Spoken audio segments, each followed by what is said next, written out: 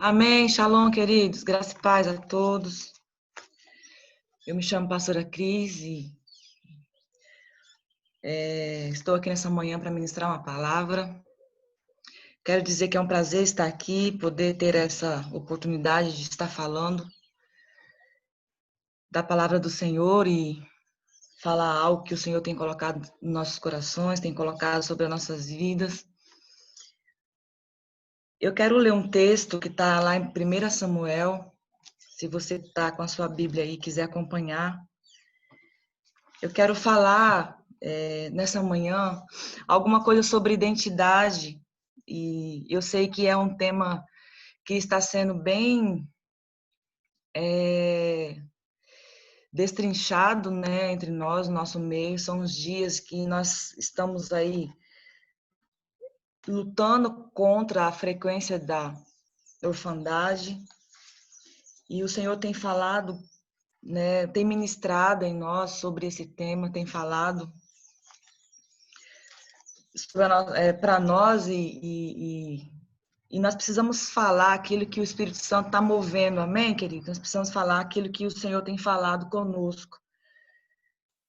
1 Samuel 24, eu quero falar sobre Davi, na verdade, falando de identidade, né? Para mim é uma das pessoas de maior exemplo, né, de identidade que nós possamos pegar na Bíblia, ao meu ver, ao meu ponto de vista, né? Eu vos falando, não o Senhor.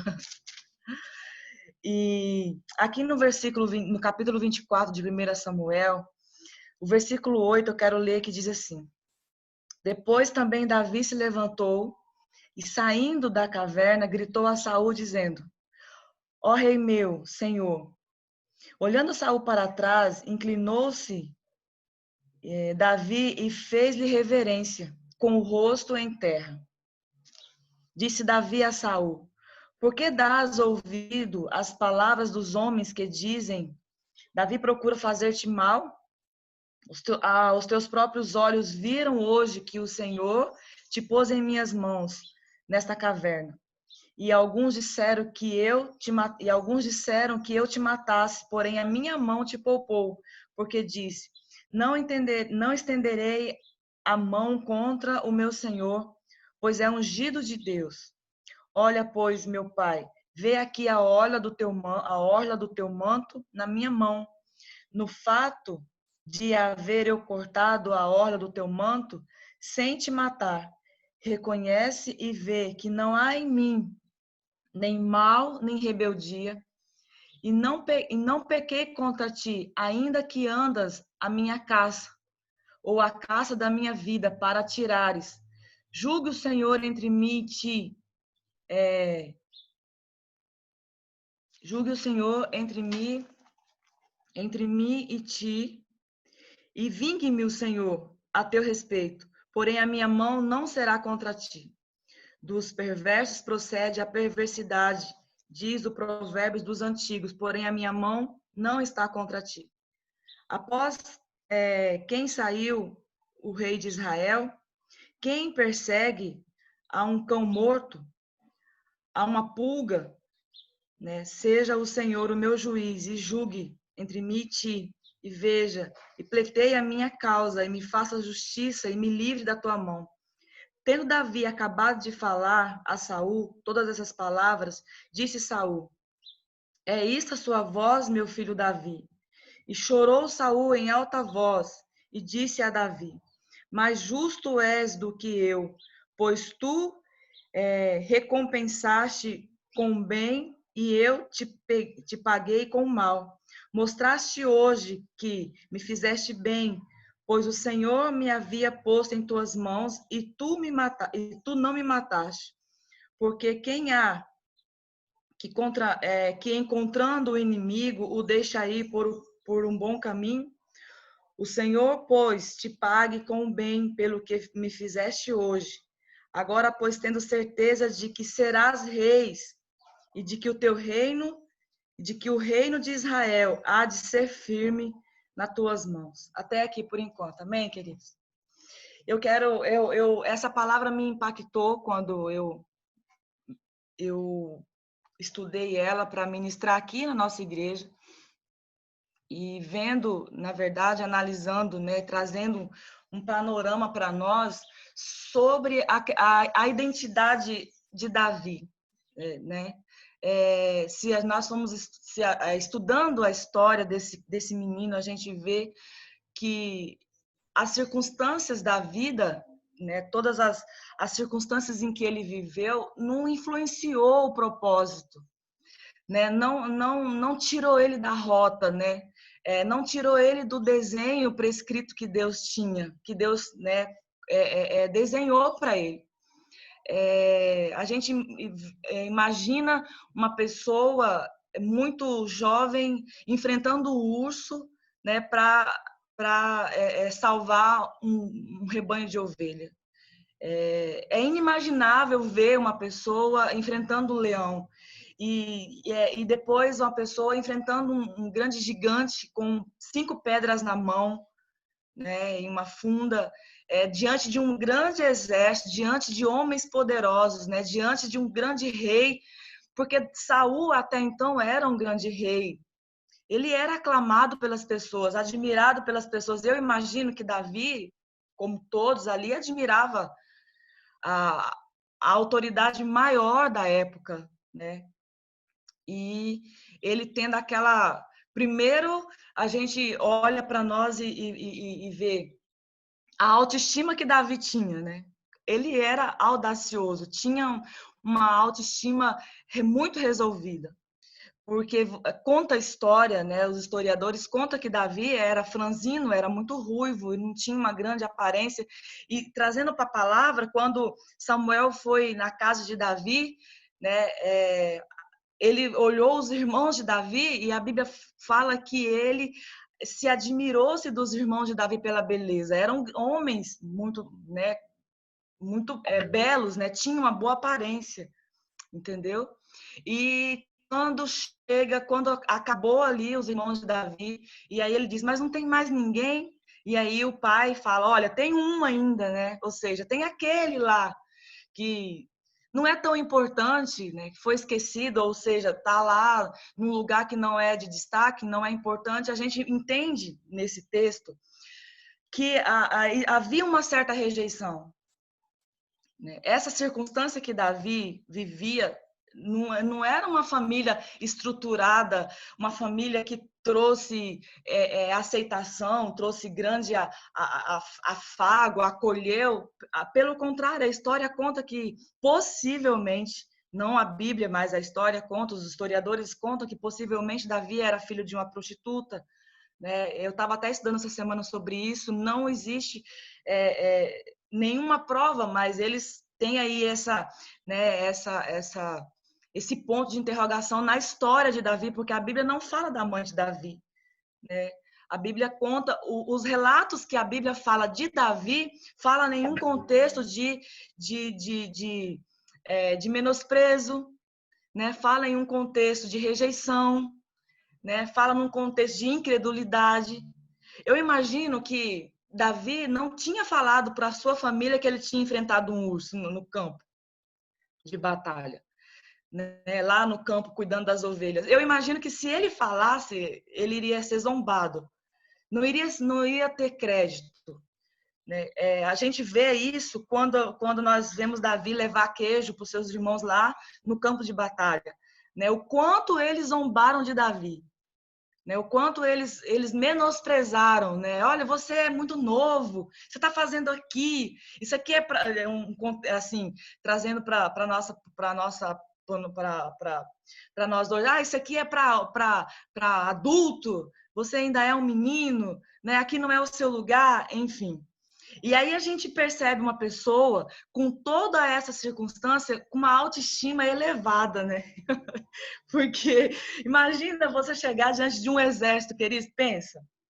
Você chegar diante de um grande exército, porque havia homens poderosos lá, não era só Golias. O exército de Saul não era tão fraquinho assim, né? E Davi ter aquela audácia de olhar e falar: quem é esse incircunciso aí? que está afrontando o meu Deus. Nisso eu entendo quando Davi falou assim, no Salmos 23, que ele diz assim, olha, o Senhor é o meu pastor e ele não me falta. Na verdade, a Bíblia fala que o Senhor é o meu pastor, as traduções dizem que nada me faltará, mas você pegando no original, você vai ver que a palavra é não, ele não me falta, né? Ou seja, o Senhor não me falta. Porque se você for analisar, você vai entender que faltava quase tudo na vida de Davi. Então, nós entendemos aqui que Davi realmente era pastoreado por Deus. Nesse texto, ele deixa muito claro, ele diz, o Senhor é o meu pastor e ele não me falta, de maneira alguma o Senhor me falta. Né? E a gente vê uma pessoa aí extremamente com uma estrutura emocional muito forte, né? Um foco muito, muito, né? Muito certo do que ele queria para a vida dele. Né? Certamente Davi sabia dos desenhos que o Senhor tinha para a vida dele. E ele levou isso, assim, para a gente entender ao pé da letra. Né? Ele perseguia, na verdade, se nós formos olhar, Davi perseguia os desenhos que Deus tinha para ele, que Deus arquitetou para a vida dele. E por isso eu imagino que a circunstância não influenciava. Agora, trazendo para nós, irmãos, nesse contexto que a gente vive hoje, né, com uma alma tão fragmentada, né, onde tudo nos influencia, onde a maioria de nós, eu posso dizer assim, falando de mim, né, a maioria de nós hoje temos as nossas bases, e posso dizer espiritualmente falando, temos as nossas bases muitas das vezes não alicerçada em Cristo Jesus ainda. Muitos de nós ainda temos as nossas bases alicerçadas em nós mesmos, né? Alicerçada nos traumas, alicerçada nos medos, alicerçada nas feridas, alicerçada na mentira, naquilo que nós vivemos e acreditamos. E a gente percebe que, na verdade, não são as circunstâncias que nos tiram do foco, são, na verdade, aonde nós estamos estruturados. Onde está a nossa estrutura emocional, a nossa estrutura, né, de fé, igual o apóstolo Paulo, né, ele fala algo tremendo, ele diz, olha, eu combati o bom combate, né, e eu completei a minha carreira e eu guardei a minha fé. Ou seja, eu não saí do foco, eu não me perdi no meio disso tudo. E o que nós vemos hoje, irmãos, na verdade, é uma igreja, um grupo de pessoas, de discípulos, né? É totalmente perdido em si mesmo, totalmente perdido na sua própria vida, porque as nossas bases... E aí eu entendo aquela palavra quando o Senhor diz o seguinte, que nós somos como um vaso nas mãos do oleiro. Por quê? Porque muitas das vezes nós precisamos ser quebrados novamente. Muitas das vezes o Senhor novamente nos quebra. O Senhor novamente quebra as estruturas em que nós estamos nos pautando. As estruturas pelo qual nós estamos vivendo e dentro disso eu quero dizer algo das motivações, né? Na nossa geração, a gente vê muitas pessoas dentro do reino de Deus se perdendo pelas motivações erradas. Pessoas grandes homens e mulheres que têm grandes desenhos se matando, né? Dando cabo da sua própria vida. Por quê, queridos? E aí a gente tem a gente coloca algo para nós aqui. Nenhum de nós enfrentamos um urso, um leão, né? Nenhum de nós temos circunstância tão crítica como Davi teve, né? Nenhum de nós sabe, vivemos algo assim tão extremo como esse menino, como esse homem viveu. E nós, muitas das vezes, saímos do foco ou do desenho que o Eterno tem para nós por coisas muito, muito menores, né? Por sentimentos, por enganos, por mentira, por algo que o mundo ainda consegue colocar em nós. O nosso desafio como cristão hoje, irmãos, sabe, não é ter um grande ministério, né? Nosso desafio como cristão hoje não é ter uma grande carreira no reino, né? O nosso desafio hoje é descobrir quem nós somos em Deus. E viver focado nisso, ou estruturado nessa verdade, de quem realmente nós somos. Muitos de nós ainda dentro da igreja, ou eu quero dizer dentro do reino, não sabemos realmente quem nós somos e não temos a convicção da aceitação de Deus, não temos a convicção que nós não somos qualquer um, mas nós somos filhos, fomos chamados para ter filhos. Muitos de nós ainda não temos a convicção da autoridade, né, que o Senhor deixou para nós quando a palavra fala que nós estamos assentados em lugares celestiais com Cristo Jesus, e como igreja nós somos o corpo de Cristo na terra. Isso tem uma autoridade. Nós não temos ainda esse entendimento em nós, e ainda vivemos ainda por grandes mentiras, né? Grandes enganos nas nossas vidas, como estrutura mesmo de pessoa, como estrutura mesmo de vida, sabe? O alicerce, né? Quantos alicerces errados nós ainda temos? E isso faz com que nós saímos do desenho do Senhor. Isso interfere na nossa identidade propriamente falando. Isso interfere no nosso destino profético, naquilo que o Senhor projetou para que eu e você vivêssemos. Fora disso, viver fora dos desenhos do Senhor, ainda que nós sejamos cristãos, ainda que estamos dentro de uma igreja, ainda que estamos inseridos dentro de um ministério, é engano, na verdade. Eu sempre lembro de uma palavra que o Senhor, o apóstolo, né, o A.P. Eder fala. Ele diz assim: eu não quero... isso é exemplo para mim, porque por muitos anos nós escutamos o seguinte: não, você tem que ser grande no reino, não, você tem que fazer uma carreira dentro da igreja. Por muitos anos isso foi imprimido em nós, e aí a gente entra numa paternidade onde o pai fala: não, eu quero viver o que Deus tem para mim, não interessa se eu vou cuidar de 10 ovelhas, não interessa se eu vou cuidar aí de milhões de ovelhas, mas eu quero viver o desenho de Deus para mim. E aí eu começo a entender que a coisa mais importante que eu preciso viver na minha vida é os desenhos dos céus, porque ali eu serei completa, né? Mas para viver isso, os outros fundamentos precisam ser quebrados, sabe? Essa semana o Senhor me levou nessa palavra, aonde fala do oleiro e do vaso nas mãos do oleiro, e eu meditando nisso, né? Eu ainda falei para o Senhor: Senhor, aonde é que o Senhor quer quebrar algo em mim? Porque essa palavra ela não tá saindo, não tá me deixando em paz, né? Essa palavra tá martelando no meu coração, tá martelando, né, na minha alma, sobre essa questão de ser quebrado. E aí, estudando essa palavra, e nós já estamos há alguns dias ministrando sobre isso no nosso discipulado aqui, nós já estamos aí uns 20 dias batendo em cima disso, né? E o Senhor ministrando em nós mesmos, em mim mesmo, propriamente falando, sobre essas questões dos fundamentos errados, das bases erradas, das motivações erradas, né? Daquilo que nós temos dentro de nós ainda, que nos faz sair do propósito de Deus, que nos faz sair dos desenhos do Senhor, dos desenhos de Deus para nós. O foco não é ter uma grande igreja, não é ser reconhecido. Quantas pessoas, eu analisando quantos de nós nos perdemos na caminhada, saímos do desenho por falta de reconhecimento. Ah, porque não me reconhecem. Essa semana eu ainda estava falando na questão aqui da igreja com o pessoal do Ministério de Louvor, e eu disse: quantos de nós nos perdemos porque simplesmente não recebemos uma palavra de reconhecimento?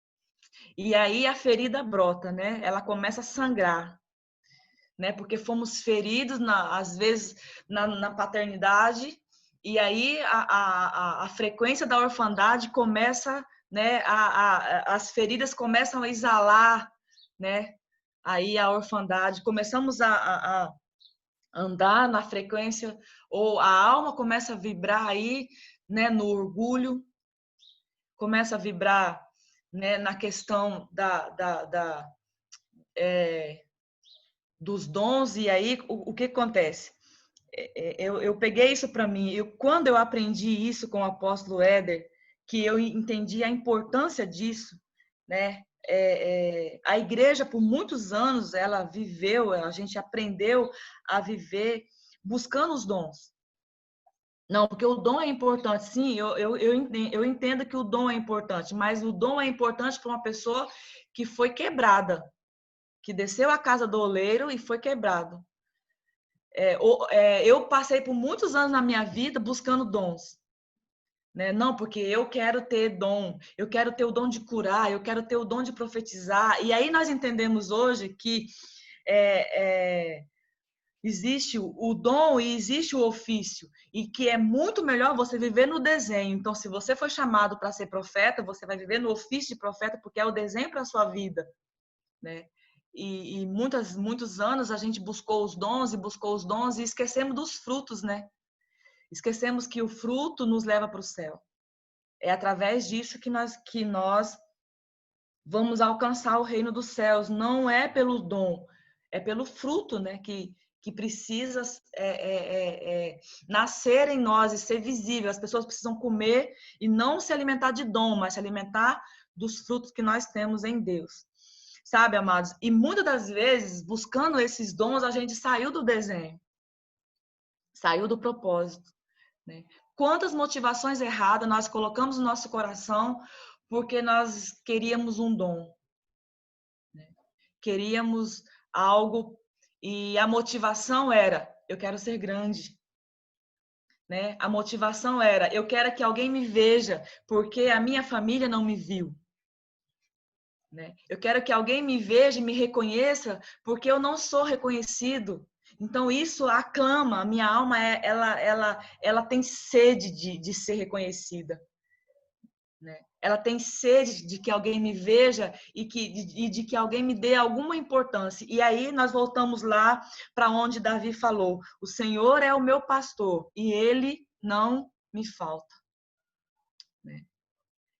Sabe, irmãos, Deus me trouxe um entendimento tremendo sobre esses salmos. O Senhor é o meu pastor e ele não me falta, sabe? Não importa o que falta em nós, não importa qual é a circunstância que nos traz falta. Mas se o meu alicerce está em Deus, se eu realmente sou alicerçado e sou apacentado por Deus, como Davi disse, né? Ele é o meu pastor. Se Deus é o meu pastor, então eu vou ter um alicerce sólido, firmados no Senhor. As minhas bases, ela não vai estremecer com a circunstância. Não vai estremecer quando alguém não me reconhecer. Não vai estremecer quando o meu pastor me tirar de um lugar e me colocar para outro. Você sabe, nós temos um pastor amigo, filho do apóstolo Éder, pastor Carlindo, né? E eu lembro de uma história que ele foi para uma cidade para pastorear e ele não foi aceito naquela congregação. E ele passou grandes provas, né? Grandes lutas naquele lugar, até que então o pai tirou, o Senhor o removeu, colocou nele num outro lugar, e ele prosperou. Imagina, irmãos, a prova do que é você chegar num lugar e não ser aceito, né? E aí entra o Salmos 23 novamente: o Senhor é o meu pastor e ele não me falta, porque às vezes nós não somos, tudo falta em nós, né? Tudo falta, a circunstância demonstra, né? E é aí que nós mostramos para Deus aonde é que está a nossa base, né? Onde é que está? Onde nós estamos alicerçados? Outro poderia desistir, falar: quer saber de uma coisa? Eu não fui aceito, esse negócio de pastor não é para mim, o APED errou, porque nem pastor eu sou profeta, né? Ele me colocou para pastorear aqui, eu quero voltar para minha igreja, eu quero voltar para Abrados, porque Abrados já está uma igreja consolidada, e lá eu posso profetizar, e o APED me colocou aqui nessa cidade, onde as pessoas não me aceitam. Ai, eu tô com saudade deles, o pastor Carlindo e a pastora Carla. Saudade de vocês, vocês são bênção, né? São exemplo pra gente aí, são exemplo para nós, sabe, irmãos? E aí a gente pega esses testemunhos, a gente começa a olhar para nós e falar: Deus, me quebra, eu preciso voltar à casa do oleiro, né? Eu preciso ser quebrado de novo, preciso ser moldado novamente, sabe, queridos? Então essa palavra que eu quero deixar nessa manhã para você. Não importa quantas vezes você precisa descer a casa do oleiro, né? Não importa se toda a minha vida eu tenha que descer a casa do oleiro e o Senhor tenha que me quebrar novamente. O que importa, no meu entendimento, que o Senhor trouxe para mim, no meu entendimento eu quero viver os desenhos que o Senhor tem para mim. Eu quero viver os projetos, eu quero viver aquilo que Ele tem para mim, sabe? Se todos os dias eu descobrir uma base errada na minha vida, né? Se todos os dias eu descobrir que eu tenho uma motivação errada e eu precisar voltar à casa do oleiro, isso ainda é válido para que o Senhor nos transforme, para que a nossa identidade seja restaurada na verdade. Porque tudo aquilo que está fora dos desenhos do céu para nós é mentira, é engano. Ainda que eu esteja dentro da igreja. Porque para muitas pessoas, estar dentro da igreja tá bom. Para muitas pessoas é suficiente estar dentro da igreja. E aí nós voltamos para aquela palavra onde diz para o átrio, né? Para muitas pessoas estar apenas no átrio tá bom demais. Mas quando você precisa passar para o santo, e aí passar para o santo dos santos, você vai ver quantas vezes você vai precisar descer a casa do oleiro para ser quebrado. Porque precisa o nível, precisa mudar de nível, né? Precisa ser reconstruído em bases, né? Embasado na verdade. E mais uma vez eu quero dizer para você algo. Se você está vivendo fora dos desenhos do Senhor, se você está vivendo longe dos desenhos do Senhor, ainda que isso seja confortável na sua vida, ainda que para você está tudo certo, né? Mas eu quero dizer algo para você hoje. Isso é engano. E aí a palavra nos traz para algo que a Bíblia diz o seguinte, que vivendo direcionado pelo seu próprio entendimento. E isso é muito sério, porque nós não podemos viver segundo o nosso próprio entendimento, segundo aquilo que eu quero. Quando o Senhor Jesus disse assim, aquele que quer ser meu discípulo, toma a sua cruz, negue-se a si mesmo e siga-me. Por quê? Por que o Senhor falou negue-se a si mesmo? Porque todas as outras bases que nós temos em nós está errada. Se Jesus não imprimir em nós a identidade.